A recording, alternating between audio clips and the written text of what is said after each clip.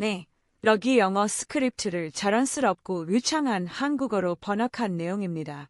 문법과 구두점을 정확하게 사용하고 인간적이며 감성적으로 다가오고 이해하기 쉽게 작성하되 원래 의미와 메시지는 그대로 유지했습니다. 담도암 사기는 생존율이 약 1.8%이고 여명이 한 6개월 정도 남았다고 들었어요. 그래서 안전 관해에 이르기까지 이 모든 여정 자체가 정말 기적이라고 생각합니다. 주변 사람들이 가장 궁금해했던 부분은 바로 저의 생활 패턴과 식습관에 관한 것이었어요. 저의 경우를 말씀드리자면 저는 처음 진단받았던 병원에서 췌장암이라고 하니 너무 놀랐어요. 원바람 자체가 7.5cm x 5cm로 굉장히 컸고 주변 림프관에도 이미 다 번져 있는 상황이었죠. 이제 사기 정도로 보인다고 말씀하셨을 때 그럼 저는 얼마나 살 수 있나요? 라는 말이 그냥 튀어나왔어요. 그랬더니 통상적으로 6개월 정도 봅니다 라고 말씀하셔서 내게 남은 시간은 6개월뿐이구나 하고 깨달았죠.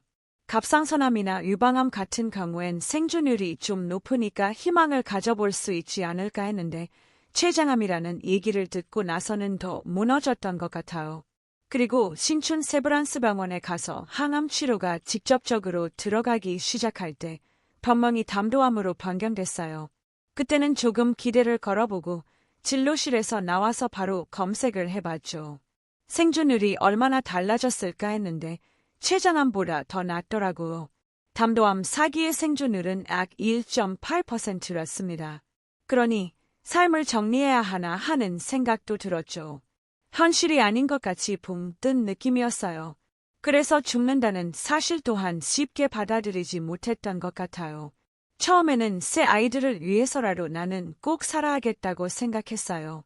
남편이 늘 저에게 해준 말이 있거든요. 생존율이 1%든 99%든 죽거나 아니면 살거나 둘 중 하나다. 그 말을 계속 해줘서 어느 순간부터는 숫자나 퍼센트에 연연하지 않으려고 노력하면서 머릿속에서 그런 생각을 지우려고 애쓰며 항암 치료를 계속 받았던 것 같아요. 저 같은 경우에는 진단받기 한 달 전부터 복통이 조금 있었어요.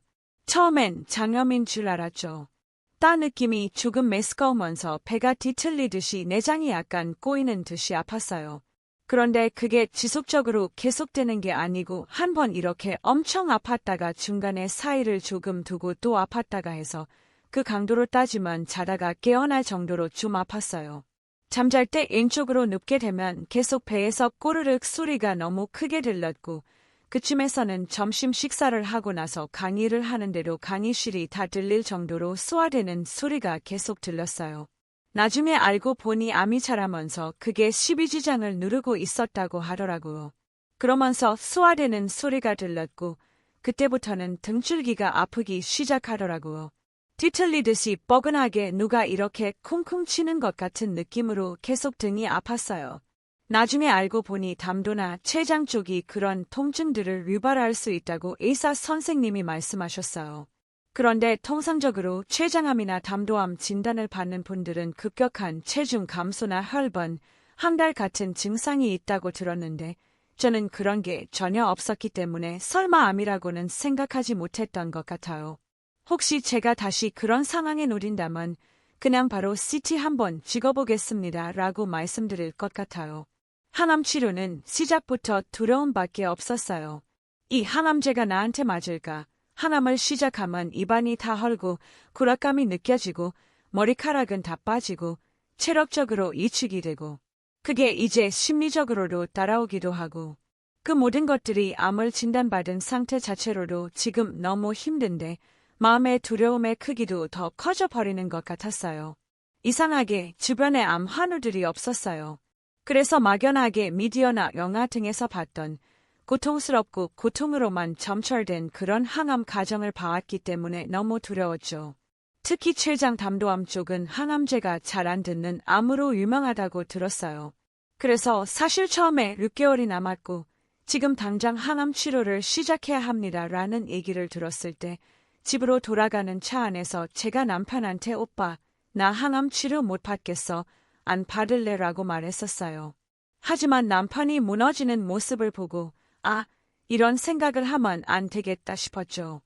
해보지도 않고 결정을 하거나 내가 얼마나 버틸 수 있는지 해보지 않고는 아무것도 모르는데 미디어나 영상물을 통해 접한 내용만 가지고 내가 결정을 내려서는 안 되겠다고 생각했어요. 그렇게 생각을 하고 나니 빨리 시작하고 싶어졌어요. 얼마나 아플지, 머리가 얼마나 빠질지 아무것도 모르겠으나 일단 싸워보고 싶은 생각이 들었던 것 같아요. 빨리 항암제를 써서 싸워 이겨야겠다는 의지가 조금 생겨났던 것 같고요. 그래서 항암을 앞둔 분들께 제가 드리고 싶은 말은 해보지 않고서는 내가 얼마나 잘 견딜 수 있는 사람인지 알 수 없다는 겁니다. 그리고 통상적으로 미디어나 다른 매체에서는 항암 치료를 너무 고통스럽게만 그려낸 게 아닌가 하는 생각도 들었어요. 실제로 부작용은 있다고 하지만 그건 사람마다 다르게 나타나고 항암 치료를 받으면서 직장 생활을 하는 분들도 계세요. 항암 치료를 받고 와서 하루 이틀 정도는 굉장히 힘들었지만 그 외에는 일상생활을 할 수 있을 정도로 컨디션이 괜찮았기 때문에 너무 막연한 두려움 속에서 항암 치료조차 거부하는 행위는 절대로 하지 않으셨으면 좋겠습니다. 그리고 제 경우를 말씀드리자면 저는 첫 항암이 제일 힘들었던 것 같아요. 물에서도 비릿한 냄새가 나서 물도 잘 마시지 못했고 음식물을 섭취해야 하는데 그때 당시 복통이 가장 심했을 때라 2주 만에 7kg 정도가 빠졌어요. 구토까지 하니 탈수 증상처럼 몸무게가 굉장히 많이 빠졌는데 이후에는 오히려 몸무게가 조금씩 증가했어요. 애매하만 아팠던 복통도 암 크기가 줄어들기 시작하면서 괜찮아지기 시작했거든요. 그래서 이게 무의미한 과정이 아니고 그냥 머리가 빠지고 슬프다 여기에만 집중할 게 아니라 내가 나아가는 과정이라고 생각하는 게 중요할 것 같아요. 이 과정을 거쳐라 항암제가 지금 힘을 쓰고 있어서 뱃속의 암세포들을 죽이고 있구나. 그래서 내가 이런 증상이 나오는구나. 이걸 거쳐야 내가 조금 더 건강한 몸으로 거듭날 수 있겠구나. 앞으로 나아가고 좋아지는, 개선되는 과정이라고 생각하면 조금 버틸 만하지 않을까 싶어요. 그리고 2차, 3차 항암이 진행될수록 저는 계속 빨리 적응했고 할 만하다라는 생각을 했었어요. 그래서 남들이 이랬다 저랬다 하는 말에 너무 걱정하거나 휘둘리지 마시고 나 자신에게만 집중해서 잘 살펴보는 게 좋을 것 같다는 생각을 해요. 너무 미리 걱정하실 필요는 없다는 거죠. 제가 완전 간의 소식을 전했을 때 주변에서 가장 궁금해하셨던 것도 역시 생활 패턴과 식습관에 관한 부분이었어요. 그래서 이 부분에 있어서도 저도 처음에는 정말 두려웠죠. 그리고 보통 암에 걸렸다 하면 가족들이 온갖 정보를 저희 가족 단톡방에 주기 시작하죠. 누구는 뭐가 좋다더라, 이건 절대로 먹으면 안 된다더라 하면서요. 저는 제 인생에 더 이상 육식은 없는 줄 알았고 너무 많은 정보와 이랬다 저랬다 하는 정보들 때문에 오히려 너무 혼란스러웠던 것 같아요. 그래서 결론적으로는 병원에서 영양사 선생님이 이렇게 드시면 됩니다 라고 설명해 주시는 것을 따라가시면 될 것 같아요. 교수님께 진료 시간에 물어봤어요. 고기는 먹으면 안 되나요? 그랬더니 소화시킬 수 있으면 먹어도 되고 오히려 기름기가 너무 많은 삼겹살이나 곱창, 대창 같은 부위를 피하고 소고기 같은 걸로 단백질을 섭취하는 것이 중요할 수 있다고 하시더라고요. 체력을 버텨내야 하니까요. 저 같은 경우는 초반에 살이 빠지고 이후에 체중이 조금씩 늘었다고 말씀드렸는데 항암 치료 부작용이 크신 분들은 항암 치료받는 과정에서 10kg, 20kg씩 막 빠져서 체중을 유지시키기 위해 굉장히 노력하시는 분들이 있어요. 고기는 안 좋다라는 얘기를 듣고 채식만 하시다가 오히려 체력이 점점 떨어졌고 제가 아는 분 같은 경우 급하게 응급실로 실려가 주사를 맞았는데 스크사로 돌아가셨어요. 고기를 못 먹는 게 아니라 고기 섭취가 중요하다는 거예요. 정말 먹고 싶을 때는 삼겹살도 구워 먹었어요. 대신 버섯 종류를 같이 구워서 많이 먹고 포만감을 채웠고 쌈 채소를 싸서 먹는 식으로 했습니다. 가공육이나 불에 그을린 고기 같은 건 좋지 않다고 하지만 가끔은 먹고 싶을 때가 있어요. 제가 암 환우분들을 잘 보면 유독 그 두려움을 항상 가지고 계신 분들이 있고 어떤 분들은 암 환자처럼 보이지 않는 사람들도 있거든요. 저 같은 경우도 조금 후자였던 것 같아요. 그냥 가발 쓰고 있으면 이 사람이 아픈 사람인지 아닌지 모를 정도로 생기가 넘쳤던 것 같고요. 두려움에 완전히 사로잡힌 분들은 음식을 먹을 때 굉장히 고민을 많이 하세요. 이거 잘못 먹으면 내 몸에 암세포가 하나 더 늘어날 것 같아 하면서 밀가루는 절대로 먹으면 안 돼 하면서 밀가루 음식의 껍질을 벗기고 안에 내용물만 먹는다든지 모든 음식을 섭취할 때 두려움을 가지고 계시더라고요. 암 환자들은 잘 먹어야 하는 건 확실해요. 그렇기 때문에 하루 3끼를 잘 챙겨 먹어야 하고 특히나 췌장 담도암 환자들은 소화가 잘 안 되기 때문에 조금씩 자주 먹어야 하는데 그렇게 매번 먹을 때마다 두려움에 사로잡히면 없던 암도 더 생기겠다는 생각을 했었던 것 같아요. 결국 마인드 컨트롤이었던 것 같아요. 즐겁게 먹었어요. 이 먹는 것들이 내 몸에 분명히 도움이 될 거야라는 생각으로 식사하는데 스트레스를 많이 받지 않으셨으면 좋겠습니다. 제가 직접 요리해서 먹고 신선한 채소 위주로 먹은 게 한 70% 정도는 됐던 것 같아요. 그렇다고 매일 샐러드를 준비해서 먹었던 건 아니에요. 그때그때 먹고 싶을 때 신선한 채소를 준비하고 나물도 먹고 했지. 식단을 딱딱 조절해서 샐러드를 이만큼, 쌈을 이만큼 규정지어서 먹지는 않았습니다. 제가 암 환자라고 해서 제 가족들이 모두 암 환자식을 할 필요는 없었기 때문에 커가는 아이들도 있고 해서 준비는 같이 하되 제가 섭취하는 건 아주 조심해서 조금씩 먹으려고 노력했던 것 같아요. 항암 치료를 하시는 분들은 다 똑같이 느끼겠지만 밥을 먹으면 모래를 씹는 느낌이에요. 목구멍으로 넘어가지를 않죠. 그럴 때마다 먹기는 먹어야 하는데 도저히 목구멍으로 넘어가지 않으니 저는 따뜻한 누룽지를 끓여서 국물부터 조금 먹기 시작하면 이 잔이 확실히 달라지는 느낌이 있었어요. 그래서 항상 항암 치료를 받고 나오면 누룽지부터 한 그릇 먹고 그렇게 속을 달래곤 했어요. 초반에 항암 치료가 너무 힘들었을 때 눈앞이 흐릿해지는 느낌이었는데 그때 누룽지를 몇 숟가락 먹고 나니 눈앞이 맑아지는 거예요. 제가 볼 때 마인드가 중요하다고는 하지만 일단 먹는 것과 그런 것들이 밑바탕이 되어야 마인드도 생겨나는 것 같아요. 체력을 받치려면 무조건 잘 먹어야 하는 건 진리가 맞고요. 그 다음에 정신이 조금 차려지면 마음도 다잡을 수 있는 의지가 생겨나는 것 같아요.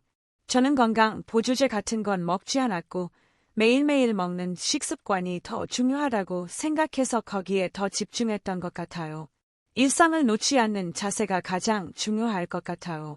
컨디션이 좋을 때는 내가 지금 집에서 이러고 있지. 나 지금 직장에 나가서 일을 해야 할 것 같은데 하는 생각을 한 적이 있거든요. 아, 다음 주에 또 항암 치료받으러 가라 해. 너무 힘들어. 이런 우울과 불안 속에서 살고 싶지는 않았어요.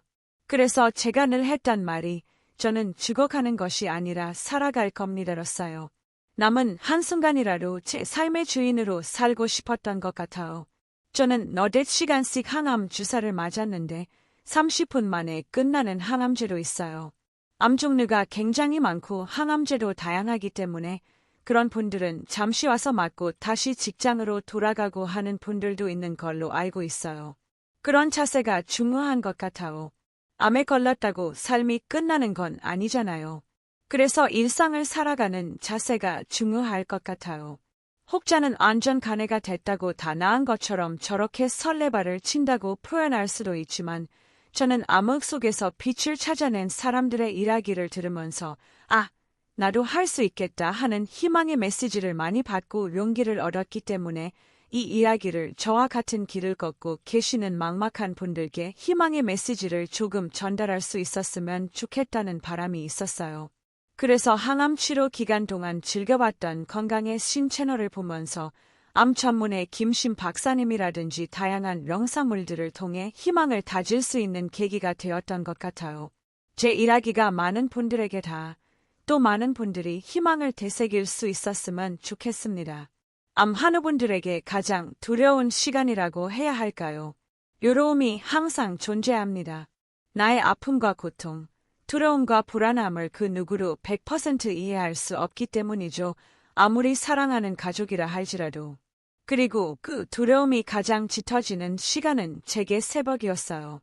깜깜한 밤, 어두운 공기 속에서 누워있을 때만 정말 혼자구나 하는 생각과 함께 절망이 더 커지는 느낌을 많이 받았었거든요.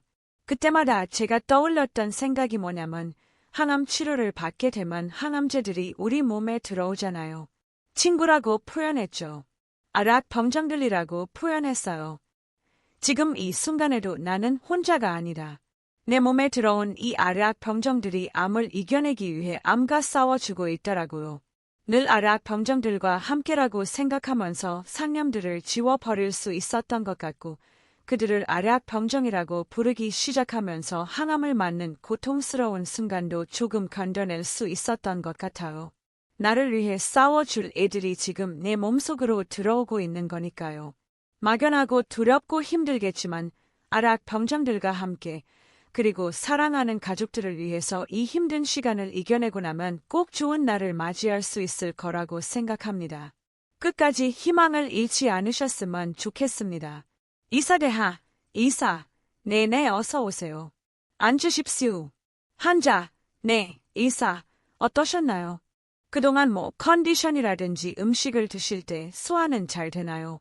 한자, 저는 사실 수술하고 나서 소화가 안 된다고 느낀 적이 한 번도 없어서 오히려 몸무게가 늘었고요. 웃음, 좀 어때요? 이제 소화가 잘 되고 식욕이 돌아오니까 몸무게가 늘 것 같아서 지금은 오히려 제가 체중 조절을 하려고 식사량도 조절을 하고 있어요. 이사, 그게 잘 될까요? 한자, 돼야죠. 이사, 제가 보기에 암 환자분들은 아무리 식사를 잘 하셔도 몸무게가 잘 늘지 않는 경우가 많은데 임상적으로 이렇게 식욕이 올라가고 몸무게가 늘어난다는 건 우리 몸에 암이 없다는 것을 알 수 있는 좋은 특징이라 아주 좋습니다. 지금 컨디션 좋고 항암 치료로 지금 끝낸 상태고 나머지는 이제 완치를 바라보고 계속 지켜보고 있으니까 너무 걱정하지 마시고 다시 찾은 건강을 바탕으로 일상생활에서 기쁨으로 지내시면 더 좋을 것 같아요. 저는 보통 6개월 간격으로 보는데 3개월에 CT 다시 한번 보겠습니다. 젊으시니까 더 잘 보려는 겁니다.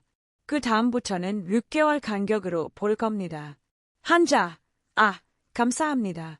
일사내레이션, 얼마나 심각했냐면 암 자체가 복강 내에 거의 다 번져 있는 상태였거든요. 2024년 7월이던가요. 그때 암 덩어리가 이렇게 컸거든요. 직경으로 한 10cm 내외의 큰 암이 생기면서 이 암이 주변으로도 몽글몽글하게 번져나간 것들이 보이죠. 이게 다 복강으로 번져나간 거였거든요. 이게 과연 치료가 될 수 있을까 하는 생각을 했지만 환자분이 제 기억으로는 삶에 대한 애착도 많았고 반드시 이 병을 이기고 싶다는 느낌을 제가 많이 받았어요. 그래서 항암 치료를 시작했는데 기적이 일어난 거죠. 암이 점점 줄어들면서 흔적들이 없어졌고 4월에 한 검사를 보면 암이 있었던 부위가 거의 없어졌죠. 거의 보이지 않고 주변에 있던 몽글몽글한 것들도 다 없어졌어요. 치료가 생각보다 훨씬 잘 된 덕분에 저희가 완치를 위한 수술을 감행했죠. 조직검사 결과 모두 죽은 암세포 덩어리로 나왔기 때문에 보통 5년을 보고 관리를 하는데 그때 큰 문제 없이 잘 지내실 수 있지 않을까 생각합니다. 환자들이 많이 낙심하곤 합니다. 췌장 담도암은 증상이 없는 경우도 많기 때문에 본인은 건강하다고 생각했는데 갑자기 이런 진단이 나오고 수술할 수 없는 삶기, 사기라고 하면 최선을 다했던 자기 삶에 대한 허무함도 크게 느끼거든요. 그래서 치료를 안 받고 싶어 하고 어차피 인터넷에 잘못된 정보들도 많잖아요. 그런 것들을 보고 잘못 판단해서 빨리 포기하고 싶어 하는 분들도 꽤 많은데 이런 경험을 통해 희망을 더 줄 수 있고 의사와 환자, 보호자들이 함께 한뜻으로 치료에 임할 수 있도록 하는 좋은 계기가 될 것이라고 생각합니다.